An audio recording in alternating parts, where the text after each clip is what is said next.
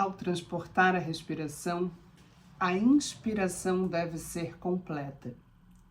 Quando é completa, tem grande capacidade de ser estendida. Quando é estendida, desce. Quando desce, traz calma. Quando traz calma, é firme e forte. Quando é firme e forte, germina. Quando germina, cresce. Quando cresce, sobe. Quando sobe, alcança o topo da cabeça. O poder secreto da providência manifesta acima. O poder secreto da terra se manifesta embaixo. Quem seguir isso, viverá. Quem agir contra isso, morrerá. Inscrição em lápide da dinastia Zhou de 500 anos antes de Cristo. Essa é a introdução, é a citação do livro Respire, que faz parte da bibliografia do Clube Medita. E a partir desse livro a gente discute bastante coisa dentro do clube. Eu li essa citação para a gente começar mais um episódio de Salu, seu podcast semanal que fala sobre autogestão, saúde criativas, fala sobre autocuidado, para você olhar um pouco mais para você, faz provocações para você se colocar em movimento. Seja muito bem-vinda, seja muito bem-vindo a este episódio. E o que eu preparei para a gente conversar aqui, te provocar? O nome desse episódio é Somos os seres que pior respiram no planeta. Acreditem se quiser. Esse livro ele parte de uma experiência que o autor faz em 2 momentos, respirando apenas pela boca durante uma semana e depois apenas pelo nariz durante a outra uma semana. Né? E aí eles avaliam cientificamente, dentro de um laboratório, de uma universidade, eles avaliam todos os índices dessas 2 respirações. E aqui ele traz essa provocação, que somos os seres que pior respiram no planeta. Mas antes de entrar nesse assunto, eu quero te contar um pouquinho por que o assunto respiração me toca tanto.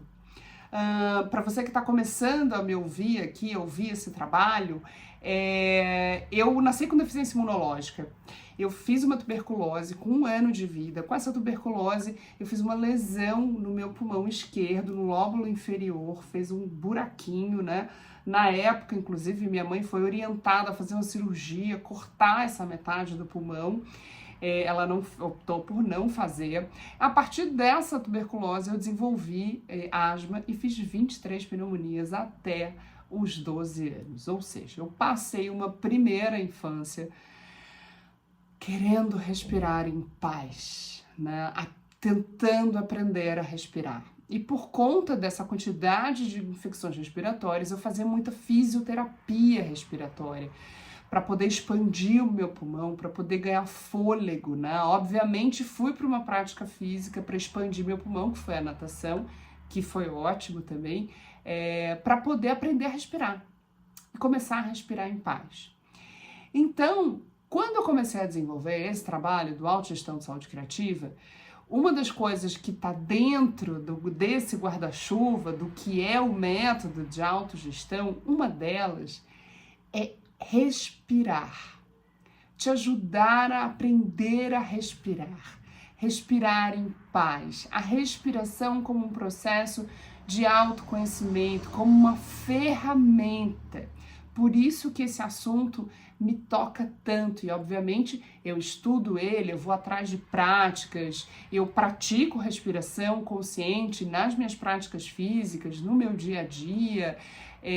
Então, isso é uma coisa que é muito latente para mim. Por isso que ela está tão presente e ela é um dos primeiros, né, digamos assim, um dos primeiros estímulos que eu trago no método Autogestão de Saúde Criativa. E aí, meus amores, para começar a explicar, né, o porquê dessa teoria, por que nós somos os piores seres que respiram em cima desse planeta. A formação da nossa boca, né, a gente nasce ali Existe, obviamente, uma constituição genética, a formação intrauterina, tudo isso, mas a formação da nossa boca se dá muito nesse período inicial da infância. O que a gente come, a forma, né, com que a gente estimula pelas texturas, a forma com que é estimulado essa questão oral, bico, chupeta, peito, a pega, o início da nossa oralização, da fala, da linguagem, a nossa boca, a estrutura mesmo, ossada, tudo isso é formado por essa quantidade de estímulos externos, né? E a gente fala muito isso, né? Quem tem bebê pequeno em casa sabe o quanto isso é importante. Quando a gente, logo que um bebezinho começa a ter dente, a gente vai no dentista e diz, olha, a chupeta tal, o copo tal, a mamadeira tal, porque isso tem a ver com essa formação da nossa cavidade bucal, da nossa cavidade óssea. Mas durante muito tempo, o nariz foi considerado um órgão auxiliador da boca. Ele não era considerado o principal responsável pela respiração. Ele era uma coisa que ajudava o oxigênio a entrar pela boca. Tanto que nos Estados Unidos, né, existem 27 departamentos no Instituto Nacional de Saúde dedicados a pulmão, olhos, pele, ouvidos, e nenhum deles é dedicado a nariz e suas cavidades, para vocês verem quanto ainda precisa se estudar sobre isso, né? 40% da população hoje sofre de obstrução nasal. Isso significa que 40% provavelmente são respiradores bucais. E o que provoca essa obstrução nasal? Ar seco, estresse, inflamações e alergias, poluição, ácaro, alimentos, produtos farmacêuticos, cosméticos, aromas. Tem uma série de coisas que às vezes a gente não imagina que tem alergia e tem. É muito louco isso. E aí, gente, quando a gente não estimula a boca de forma correta, quando essa arcada não cresce o suficiente, ela fica num formato de V. Quando ela fica num formato de V, ela não dá espaço para essa cavidade se expandir. Então, ela vai reduzindo o canal de passagem do ar. Nós somos a espécie mais congestionada no mundo. Com essa cavidade nasal obstruída, a gente cria um foco constante de criação de bactéria. As bactérias enlouquecidamente vão se multiplicando. Quanto mais congestionado, mais congestão eu crio e mais respiradora bucal eu continuo sendo. A gente percebe muito isso quando a gente passa, por exemplo, por uma gripe, né? Que aí congestiona, tranca o nariz e a gente fica congestionado e mais coriza, e mais coriza, e mais secreção, e mais secreção. Ou seja, cria um ambiente de favorecimento à criação dessas bactérias, porque eu fecho os espaços. E se eu já tenho uma constituição óssea que já é fechada, isso piora. Agora, tem uma coisa que é legal, que esses laboratórios científicos, né, aqui nesse livro fala um pouco disso, eles vão fazer essa pesquisa com crânios dos nossos antepassados. E eles começaram a observar que lá os primeiros antepassados, lá na pré-história, essa ossatura era tudo muito grande, tudo muito expandido. Então tinha uma cavidade nasal gigante, os canais eram grandes, a boca era grande, o maxilar era grande. E com a evolução da espécie, por diversos fatores, tudo isso foi diminuindo. Porque principalmente a gente foi afunilando o nariz para aquecer o ar. A gente criou uma garganta mais afunilada para guiar esse ar para os pulmões e colocar esse ar lá nos pulmões, que são esses grandes sacos de oxigênio, para fazer essa grande troca, oxigenação, essa troca sanguínea. Mas essa evolução, esse desenvolvimento da nossa capacidade de respirar lá na pré-história é o que ajudava os nossos ancestrais a caçarem, a capturarem presas, a se adaptarem a esses ambientes diferentes, lembrando que eram nômades, né? Então, essa mudança de tempo, né? Essa mudança de lugares e os ambientes que eles mudavam, esse rosto foi se adaptando, essa estrutura óssea foi se adaptando, essa respiração foi se adaptando, né? E ainda nômades, mas quando começaram a se fixar e quando, a hora que começa a fixar e começa um clima mais quente, um clima mais frio, essa incidência do clima quente e frio também começou a determinar a estrutura óssea. Então, os nômades que começaram a se fixar em climas mais frios começaram a funilar para esquentar mais o ar. Os nômades que começaram a se fixar em climas mais quentes começou a alargar, porque o ar era mais quente e não precisava funilar e precisava trazer mais oxigenação, né? E principalmente nessa fase onde éramos maiores, acredita-se que os nossos antepassados não roncavam, não tinham obstrução nasal, não morriam engasgados e eles provavelmente tinham dentes sempre muito alinhados. E aí, gente, das 5.400 espécies do planeta, os seres humanos, nós somos os únicos que fomos evoluindo e temos mordida desalinhada, mordida cruzada, má oclusão, dentes tortos, nesse processo de evolução, com todos esses fatores no meio do caminho, né? E aí fica uma pergunta: por que evoluímos para adoecer?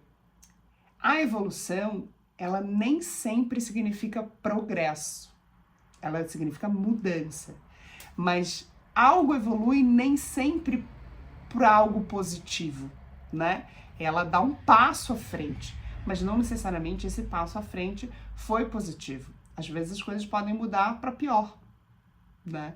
E hoje em dia o nosso corpo continua mudando. Só que a gente, nessa era que a gente vive, nessa época que a gente vive, a gente não precisa mais mudar para sobreviver no sentido de aptidão. Mais apto, senão eu morro. Eu preciso ter garras fortes, senão eu não como. Então a gente não tem mais esse lugar da aptidão. A gente está evoluindo, mas existe uma desinvolução no que a gente está experienciando enquanto seres humanos. Então, toda essa questão respiratória que vem lá dos nossos antepassados, que também foram influenciados pela mudança, né? A mudança da alimentação pré-fogo e alimentação pós-fogo, porque a comida crua, né, mais dura, mais rígida, tem um tipo de formato de dente, de mastigação, de estrutura óssea dessa boca, e depois o alimento mais quente, triturado, tem um outro tipo de mastigação. Tudo isso foi mudando a nossa composição. E o que é mais louco é observar que a gente foi evoluindo para pior. Então, meus amores, é um estudo bem interessante, assim, porque faz uma análise da nossa trajetória enquanto seres humanos, enquanto crânios humanos, né? E nós somos, olha, por incrível que pareça, nós somos uma das únicas espécies que há a possibilidade de morrer engasgada. É muito triste, né? E aí é onde eu começo a trazer nesse processo de autogestão, no método Autogestão Saúde Criativas, o processo da respiração. Por que eu digo sempre que o Clube Medita, né, não é um processo de meditação comum, convencional, que te pede para respirar, pensar numa bola verde e aí você vai meditar? Não. O processo do Clube Medita te dá a mão, te convida a aprender a respirar. Porque eu acredito que a gente só vai conseguir meditar a partir do momento que eu aprender a respirar. que eu aprender a ter contato com o meu corpo, que eu entender que uma respiração peitoral, diafragmática, torácica, né? Quando eu entender esse processo, eu preciso me apropriar do meu corpo, eu preciso aprender a respirar. Respirar não é automático como a gente pensa. Ele é uma função do nosso corpo, né? Mas se a gente parar para respirar profundamente, eu tenho que parar para pensar. Então ela não é tão automática assim. Então, esse é o convite de um processo, porque aqui no Autogestão de Saúde eu falo muito em criar uma caixa de ferramenta. E a respiração é uma ferramenta poderosíssima para você. No seu dia a dia, na sua rotina, te traz uma série de benefícios e muda a sua rotina. Então, a forma com que você começa a conhecer melhor o seu corpo. E por que ao começar a aprender a respirar, ao começar a dominar isso no meu corpo, eu vou meditar? Um dos primeiros motivos, oxigenação. Quando eu trago mais oxigênio para o meu cérebro, cada vez que eu oxigeno mais, eu começo a ajudar a mudar estado de consciência. Aqui está o pulo do gato. A respiração começa a me ajudar a meditar. Não é só o fato do intencional, de eu sentar, fechar o olho, imaginar uma coisa, um mantra, uma imagem. Isso te ajuda também. Isso também são ferramentas meditativas. Mas o poder que o oxigênio tem de te ajudar a mudar o estado de consciência é sensacional. Então, essa é a minha provocação, assim, por que nós somos os piores seres a respirar no mundo, se a gente já nasce sabendo respirar, entre aspas, né? Já nasce respirando, e é a pior coisa que a gente sabe fazer. Quantas vezes no dia você se dá conta, com o ar preso, a respiração pequena, e você falando e puxando o ar, e dizendo, ai meu Deus, hoje eu tô com falta de ar. Gente, tá nas suas mãos mudar isso. É rápido, é prático. O oxigênio tá aqui, o seu nariz tá aqui, a consciência da sua respiração tá na sua prática. Essa é a minha provocação, para você começar a respirar melhor, para ter uma possibilidade de ganhar novos ares, né? Metaforicamente e materialmente. Então esse é o meu convite de hoje, essa é a minha reflexão. Se lá nos nossos antepassados respiravam tão bem, por que a gente não pode resgatar isso? Por que a gente está evoluindo nesse critério? Fica aqui essa provocação. Se você ainda não conhece o Clube Medita, tem link no site, tem link no vídeo, tem link nas minhas redes, venha conhecer. É a sua assinatura de bem-estar, é uma assinatura que custa R$11 por mês.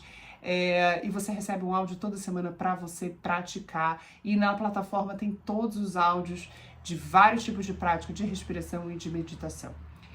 Meus amores, esse é o episódio de hoje, espero que vocês tenham gostado. O livro, vou botar referência também nos comentários para vocês saberem, o livro é Respire, é de James Nestor, é uma boa leitura, traz uma série de coisas, é divertido de ler, porque ele vai contando, vai narrando esse experimento que ele faz. Então fica aqui uma dica de leitura, fica aqui uma provocação, vem respirar melhor, vem conhecer o Clube Medita, faça suas práticas, comece a trazer consciência para a sua respiração. Você vai ver que vai mudar muita coisa, vai mudar o humor, vai mudar a ansiedade, vai mudar sono, vai mudar a falta de ar, vai mudar a dor de cabeça, uma série de coisas.